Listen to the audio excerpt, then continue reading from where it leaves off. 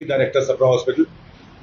ये कुछ दिनों से ये एक वीडियो सर्कुलेट हो रहा है, ये मेरे नॉलेज में आया, तो मैं बस इतना क्लियर करना चाहता हूँ कि ये जो वीडियो है ये थोड़ा सा गलत तथ्यों पे आधारित है। कुछ मिसकंसेप्शंस हैं और उस मिसकंसेप्शन के बेसिस पे इस वीडियो को सर्कुलेट किया जा रहा है। मैं बस इतना क्लियर करना चाहूँगा इस वीडियो को लेके कि जो एक विश्वास और एक जो प्यार और एक जो फेथ होता है पेशेंट्स का डॉक्टर्स के प्रति, मिसकंसेप्शंस के बेस पे अगर ये वीडियो ज़्यादा सर्कुलेट होगा तो सोसाइटी में ये फेथ, ये प्यार और ये विश्वास डॉक्टर्स और हॉस्पिटल के प्रति जो होता है वो काफ़ी ज़्यादा शैटर हो जाएगा। तो इस वजह से हमारी ड्यूटी बनती है कि हम इस वीडियो पे जो तथ्य हैं उनको सामने लेके आएँ और जो फैक्ट्स हैं और जो मिसकंसेप्शंस हैं उनको हम क्लियर करें, क्योंकि एक जो फेथ और ट्रस्ट और प्यार डॉक्टर्स और हॉस्पिटल के प्रति जो है सोसाइटी में वो मेंटेन रहे। तो ये एक इंसिडेंस हुआ था हमारे हॉस्पिटल में, सिर्फ एक छोटा सा वीडियो क्लिप उसका सर्कुलेट किया गया जिसकी वजह से काफ़ी रोष है पब्लिक में, काफ़ी अविश्वास और काफ़ी लैक ऑफ ट्रस्ट हो गया है पब्लिक में। इस सारी वीडियो को देखते हुए, सारे इफेक्ट्स को जानने के लिए हमने हॉस्पिटल में इसकी एक कमेटी गठित करी जिसमें कि डॉक्टर प्रभु सर हैं, ये जीआई सर्जन हैं, ये डॉक्टर दीपक नैन है, कैंसर सर्जन है। इन लोगों ने उस सारे फैक्ट्स की बहुत ही गहनता से जांच करी, तो जो फैक्ट्स सामने आए हैं वो हम आपको भी क्लियर करेंगे। तो डॉक्टर दीपक सर, सारे आपने सारी इंक्वायरी करी है। तो सर ये मसला था, पेशेंट हमारे पास इमरजेंसी विभाग में आया था 17 तारीख को, और रात के 12:30 बजे इसको इमरजेंसी डिपार्टमेंट में एडमिट करके इलाज शुरू किया गया। मरीज को सिरोटिक लीवर डिजीज थी, साथ में विड्रॉल के सिम्टम, कुछ अल्कोहल विड्रॉल के सिम्टम वो शो कर रहा था, मानसिक रूप से अस्थिर था। तो मरीज को सुबह एंडोस्कोपी करके आईसीयू में शिफ्ट किया गया। और जो हमारा ये स्टाफ था नवीन, ये अस्पताल में 26/6/2022 से काम कर रहा है, 1.5 साल से डिग्री होल्डर स्टाफ है। इसके खिलाफ पहले कोई भी शिकायत ना तो कोई रही थी और ऐसा हमें कोई सोचने को नहीं था कि ऐसा कुछ करेगा। इसने शायद मरीज जब विड्रॉल में होता है कुछ बातें कर देता है तो उससे गुस्से में आके अपना आपा खो बैठा, और अस्पताल प्रशासन कमेटी ने उसी समय एक्शन लेते हुए तुरंत प्रभाव से सुबह ही उसको टर्मिनेट कर दिया गया था। कोई बाद में नहीं, 5, 7, 10 दिन बाद किया हो, अगले दिन सुबह ही टर्मिनेट कर दिया गया था। और पेशेंट को उसके बाद जो ट्रीटमेंट मिला था उससे मरीज हैप्पी भी था। फिर वो मरीज घर गया है, घर जाने के बाद जब दोबारा अस्पताल में दाखिल हुआ, इस हादसे के बाद दोबारा दाखिल भी किया है, डॉक्टर प्रभु स्वामी जी से ट्रीटमेंट भी लिया है, और वो ट्रीटमेंट के बाद वो लिख के गया कि मुझे ऐसा कोई दिक्कत नहीं है किसी डॉक्टर की टीम से, ना किसी डॉक्टर को खिलाफ कोई एफआईआर, ना अस्पताल के खिलाफ कोई एफआईआर है।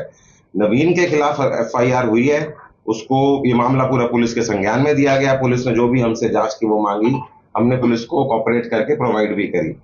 जांच कमेटी में ये पाया गया कि नवीन थोड़े पर्सनल रीजन से परेशान चल रहा था, और उस दिन वो थोड़ा सा अपना आपा खो बैठा, और एक क्षण की भूल के कारण उसको भी काफी पर्सनल रूप से परेशानी का सामना करना पड़ रहा है। नौकरी जाना तो एक जगह है, उसका नाम भी अपनी जगह काफी खराब हो गया है। इसमें पूरी मामले में मैं ये जरूर रिक्वेस्ट करना चाहूंगा कि ये अस्पताल पिछले 5 दशकों से मरीज की सर्वोत्तम सेवा करता आ रहा है। आज भी हमारे अस्पताल में अनुभवी डॉक्टर व नर्सिंग स्टाफ अपने सौहार्दपूर्ण बिहेवियर के लिए माने जाते हैं। हमें एक इंसान की भूल को, चूक को पूरे अस्पताल की गलती से नहीं देखना चाहिए। आपके माध्यम से ये बताना चाहते हैं कि हमारे सभी डॉक्टरों स्टाफ के भरसक प्रयास रहता है कि मरीज व उसके अभिभावकों को किसी भी प्रकार की समस्या का सामना ना करना पड़े। विगत 50 वर्षों में हमारे अस्पताल ने मरीजों को किसी भी असुविधा का सामना नहीं करना पड़ा है। गत 18/6/24 का जो ये मामला संज्ञान में आया है, उसकी उच्च कार्यवाही करके अस्पताल प्रशासन ने मामले को पूरी जांच के लिए पुलिस को सौंप दिया है। धन्यवाद। सर, आपने कहा कि सिर्फ एक स्टाफ की गलती है, लेकिन एक वीडियो दूसरा भेज जिसमें 4 लोग उसको उठाते हुए नजर आ रहे हैं। बिल्कुल सही बात है। ऐसा है कि जब ये विड्रॉल के पेशेंट होते हैं, ये छूट के भागना चाहते हैं, आईसीयू से भाग रहा है पेशेंट, दूसरे पेशेंटों के पास भी जाने की कोशिश कर रहा है, वो अपने होश में नहीं है। वो मरीज अल्कोहल विड्रॉल एक सिचुएशन होती है कि मैं जी सालों साल किसी चीज के आदी हो, चाहे वो टबैको हो, कोई भी सब्सटेंस हो, चाहे वो अल्कोहल हो, शराब हो, अगर उसको अचानक मुझे नहीं मिलेगी तो फ्रंटल लोब से हमारे बहुत ज्यादा परेशान हो जाता है मरीज को। कई बार उस टाइम हेलुसिनेशन भी होती है, चीजें दिखनी शुरू हो जाती हैं, उत्तेजित हो जाते हैं मरीज, और मरीज को हर किसी पे गुस्सा आ रहा होता है, और वो सिर्फ चीख के चिल्ला के और वहां से भागना चाह रहे होते हैं कि मुझे भाग के बस जो मुझे चाहिए वो मिल जाए। क्योंकि वो स्थिति उसे घर में भी उत्पन्न थी, इसीलिए मरीज ये अस्पताल तक पहुंचा था। एक तरीके से रिहैबिलिटेशन की जरूरत होती है इस तरह के मरीजों को, तो उसके लिए अलग से कुछ सेंटर साइकेट्रिक ट्रीटमेंट की आवश्यकता पड़ती है और साइकेट्रिक सेंटर्स में ऐसे पेशेंट्स को अक्सर बेड़ियों के साथ रखा जाता है। 2-3 लोगों के नाम है जी एफआईआर में। देखिए 2 लोगों के नाम है, एक नवीन एक सोनू, दोनों के खिलाफ तो एफआईआर का दोनों में नाम है। और तीसरा जो डॉक्टर का वो नाम ले रहे हैं वो डॉक्टर नहीं था, वो एक्चुअली एक नर्सिंग अटेंडेंट था जिनको उन्होंने डॉक्टर समझ के डॉक्टर का नाम लिखवाया। ऐसा किसी डॉक्टर के नाम कोई एफआईआर दर्ज नहीं है, ना डॉक्टर के नाम दर्ज है ना हॉस्पिटल का नाम दर्ज है। तो सब जो मरीज का बेटा है उस पर दर्शन। से आरोप लगाए जाए दर्शन की तरफ से कि हमारे खिलाफ भी SC/ST का मुकदमा करने के लिए अस्पताल ने शिकायत की, प्रभाव बना रहे पुलिस के ऊपर। नहीं जी, हॉस्पिटल का इसमें कोई रोल नहीं है, हॉस्पिटल के खिलाफ कोई एफआईआर नहीं है, हॉस्पिटल किसी भी इनकी मीटिंग में इन्वॉल्व नहीं है। जो इनकी ट्रबल हुई है उनकी दोनों पेशेंट्स दर्शन की और सोनू और नवीन की हुई है, इसमें कोई भी हॉस्पिटल का नाम नहीं है, कहीं भी हॉस्पिटल की इन्वॉल्वमेंट नहीं है, ना हॉस्पिटल के ऊपर कोई आरोप नहीं है। उन्होंने कहा कि हॉस्पिटल इस मामले में कार्रवाई के लिए हमें कोऑपरेट नहीं कर रहा। ये वो उनका बस मानना है, ऐसा नहीं, दर्शन है उससे मेरी अभी भी इन दिनों बात हो रही है। मैं अभी भी ये कॉन्फिडेंटली कहता हूँ दर्शन को आज भी मेरे से कोई शिकायत नहीं है। दर्शन का फोन नंबर ही हमारे पास है, आप चाहें तो हम दर्शन का नंबर भी दे देते हैं आपको। मिलकर उनका इंटरव्यू रिकॉर्ड किया 3-4 दिन पहले, तो उन्होंने ये कहा था कि हॉस्पिटल पे कार्रवाई के लिए हमें वो कोऑपरेट नहीं कर रहा, उल्टा हमारे ऊपर जो है पुलिस को मुकदमा दर्ज करने के लिए दबाव। देखिए वो नवीन और सोनू की उनमें कोई इन्वॉल्वमेंट हो सकती है जिसकी मेरे को कोई जानकारी नहीं है, क्योंकि हॉस्पिटल की कोई इन्वॉल्वमेंट नहीं है, हॉस्पिटल का कोई नाम नहीं है, हॉस्पिटल के ऊपर कोई आरोप नहीं है, तो हॉस्पिटल इसमें इन्वॉल्व ही नहीं हो रहा है, ना हॉस्पिटल कोई डॉक्टर इसमें इन्वॉल्व हो रहा है। हॉस्पिटल में सफाई इतने दिनों बाद क्यों नहीं? मामला तो बहुत दिन पहले का चल रहा, वीडियो तो बहुत दिन। देखिए मैं देख रहा था कि इसका काफी इल इफेक्ट पड़ा पब्लिक के ऊपर, हमें पब्लिक ने रोष जताया, हमें पब्लिक ने बताया, हमें ऐसा एहसास हुआ कि ये फेथ ट्रस्ट विश्वास पब्लिक का। परिवार तो कल भी हॉस्पिटल आया हुआ था, कल भी मीडिया को बुला रहा था, कल भी मीडिया के सफाई दे रहा था कि हमारे साथ गलत हो रहा है और हॉस्पिटल ही इसमें हो रहा है। नहीं, परिवार ने हॉस्पिटल क्यों इन्वॉल्व होगा जो हॉस्पिटल का कोई नाम ही नहीं है, हॉस्पिटल के ऊपर तो कोई आरोप ही नहीं है। अगर आपने एफआईआर देखी हो तो हॉस्पिटल तो इन्वॉल्व ही नहीं है, उसमें हॉस्पिटल का जिक्र ही नहीं है। जिक्र सिर्फ इतना है कि नवीन और सोनू हॉस्पिटल में कार्य करते, हॉस्पिटल के ऊपर तो कोई आरोप ही नहीं है। हॉस्पिटल का आरोप होता तो हॉस्पिटल के ऊपर एफआईआर होती। बाकी सदस्यों को बचाने का प्रयास कर कोई प्रयास नहीं किया जा रहा जी, उनको नहीं, उनको टर्मिनेट कर दिया गया है पुलिस के साथ। हमने 3 लोगों को टर्मिनेट किया है और तीनों लोगों की डिटेल्स पुलिस को हम लोगों ने दी हैं, उन लोगों की आइडेंटिटी, उन लोगों का एड्रेस प्रूफ सारा जो पुलिस को जो वीडियो फुटेज है वो सारा हॉस्पिटल को प्रोवाइड किया है और पुलिस को हॉस्पिटल ने प्रोवाइड किया है। वो तो बार-बार ये कह रहे हैं कि समझौता करने का दबाव बनाया जी नहीं, बिल्कुल नहीं। समझौता करने के लिए हॉस्पिटल का दबाव बनाया गया जब हॉस्पिटल का नाम ही नहीं है किसी एफआईआर में। फिर हॉस्पिटल सामने का सफाई देने के लिए इसलिए आया क्योंकि हमें लगा कि ये बहुत ज्यादा फेथ और ट्रस्ट बैक हो रहा है इस एपिसोड की वजह से।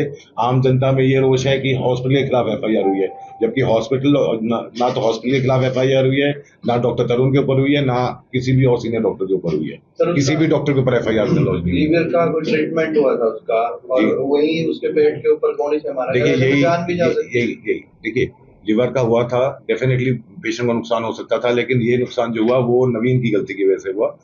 हॉस्पिटल किसी भी स्टाफ के नेचर की पुष्टि नहीं कर सकता, क्वालिफिकेशन की पुष्टि कर सकता है, उसकी कॉम्पिटेंसी की पुष्टि कर सकता है, लेकिन एक आदमी की मानसिक स्थिति क्या है ये हॉस्पिटल किसी भी स्टेज पे एक कर्मचारी की पुष्टि नहीं कर सकता। लेकिन इसके बाद बिल्कुल मॉनिटरिंग होती है जी। हमने ये रिकॉर्डिंग देने से कभी मना नहीं किया, बल्कि ये रिकॉर्डिंग हमने ही प्रोवाइड कराई। देखिए ये हमने देखा इस एपिसोड से, हमने ये जाना कि हर कर्मचारी की मानसिक स्थिति का ध्यान रखना भी हॉस्पिटल की जिम्मेवारी है।